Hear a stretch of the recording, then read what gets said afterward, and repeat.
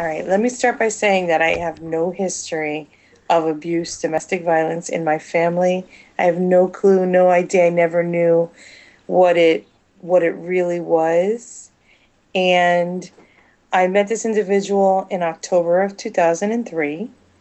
And when I met him, I thought in my head, I'd met him online, and I thought, well, let me go and meet him in person.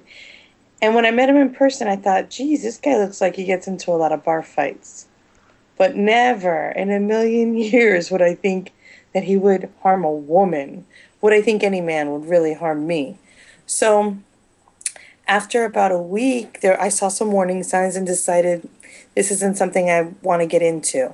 I don't want to be in a relationship with this individual.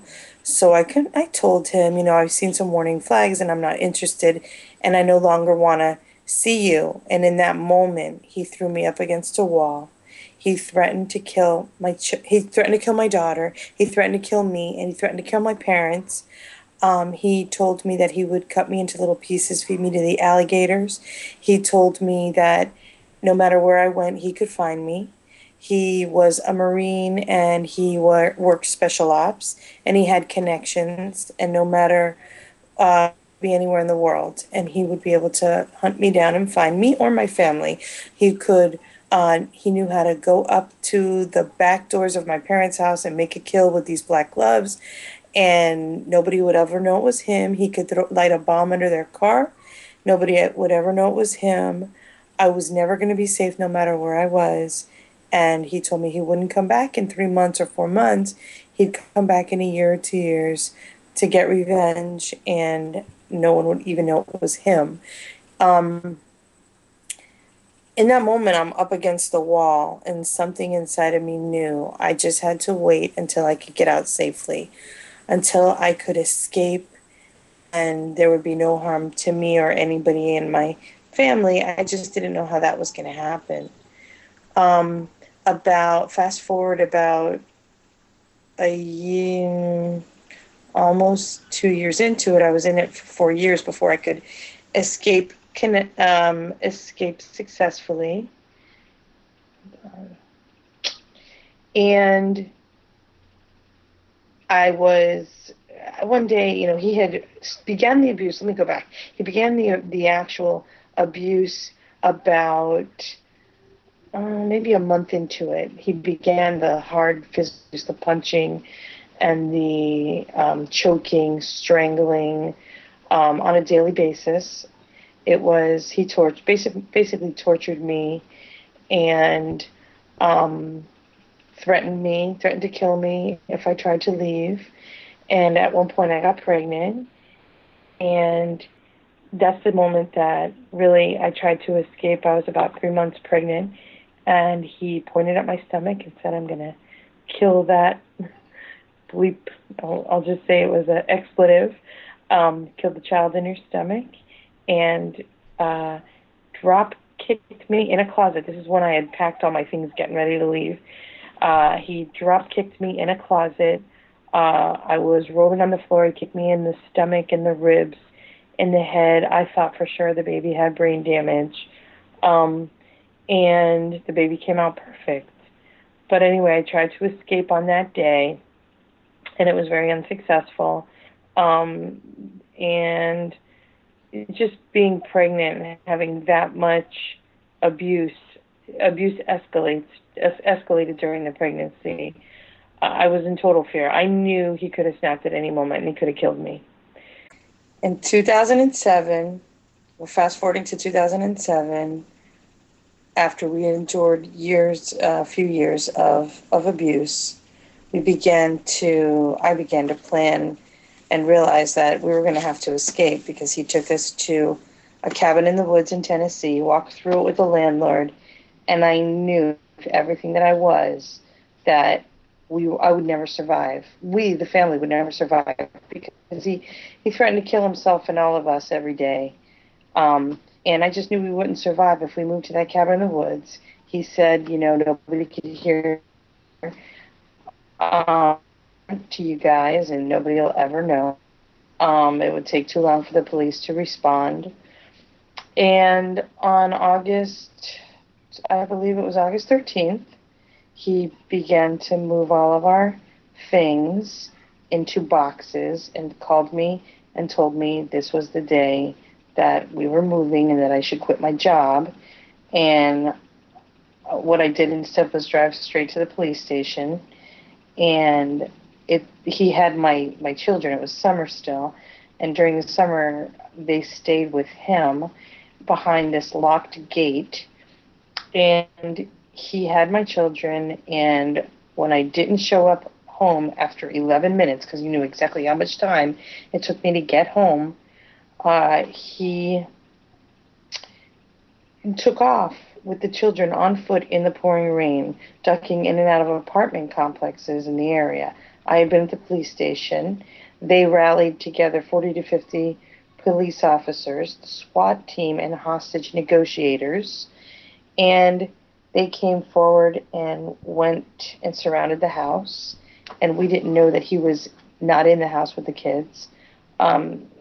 Soon after, the hostage negotiators, he began calling my phone, and the hostage negotiators tried to negotiate the kids in. Once they found out and realized, that I guess the kids were in his possession, although they still didn't know that the children weren't in the house, that he wasn't in the house. They had me do a drawing of the house because they were going to go through the attic and whatnot, the attic, and get in. And about 2 hours later, they bring me to the home, and the house is surrounded. And all of a sudden, in the pouring rain, come these two children. And I was sitting in a car, and the police, I heard them yell, "You need to get out of here. You need to leave here." And then I hear a girl say, "But I live here." And they say, "What's your address?" And the next thing I know, I hear this woman scream out, "We got the girl. We got the kids." So they bring the kids to me, and they drive us to the police station. And it took them about 2 more hours to capture him.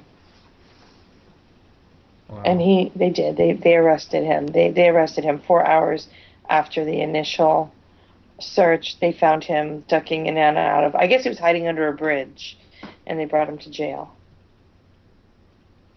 Mm.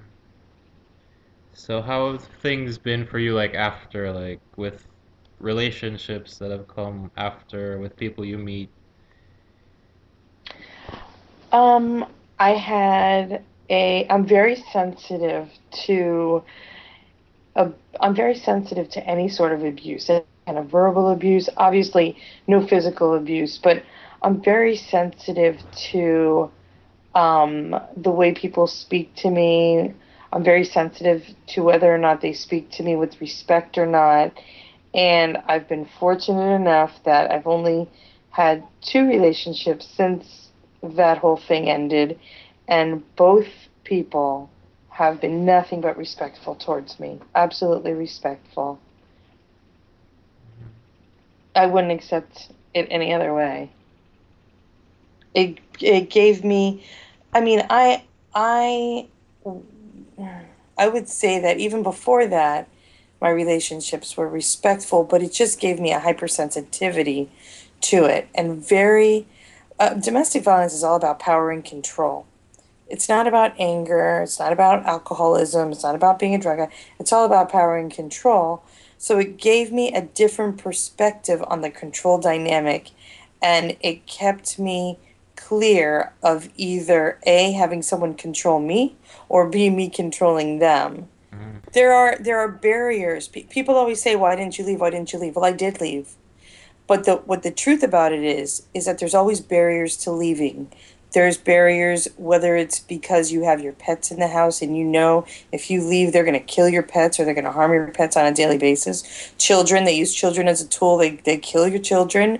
Case in point, the Aventura case of Kathleen Regoso, her husband, well, he killed her son, her 10-year-old son, once they separated. He came back, shot and killed him, and then he killed himself. There's the case where um, you yourself are at threat. You've got the murder suicides, which happened. There was a lot in, I think it was 2009 in Broward County.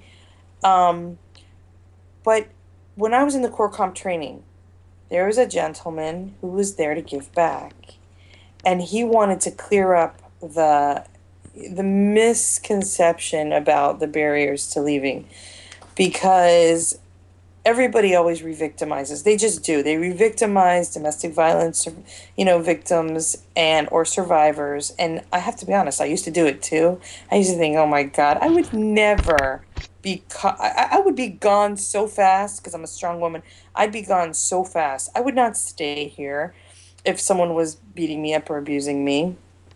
But what I didn't realize was that the death threats are real. They are real. Mm-hmm. So there's this guy in core comp training. He was an older gentleman. I think he was probably about 55 to 60, a pilot. And he was there to give back. And he said, all my life, my father beat my mother. And I promised and I swore that I would never do that to a partner. And I used to beg my mother to leave because I couldn't stand to watch it. But she would never leave because she didn't feel safe. And that was as a child and as an adolescent and as a teen I'm sorry, as a teen and as an adolescent. And as an adult, after he became a successful pilot, he was in his 30s. He said, Mom, please come and live with me. I'll protect you. The day his mother left and went to his house, his father came with a gun and shot and killed her in his kitchen. Oh wow. And it's a powerful story because victims and survivors have to use their instincts. When you believe they're going to kill you, chances are they're going to kill you. In most cases, the violence escalates and death escalates when the victim or the survivor leaves. That's when the risk of death escalates. So, I mean, most people do leave. They don't stay. There's just a barrier to leaving. There's several barriers to leaving. And most of the time, it's because there's a death threat. Mm.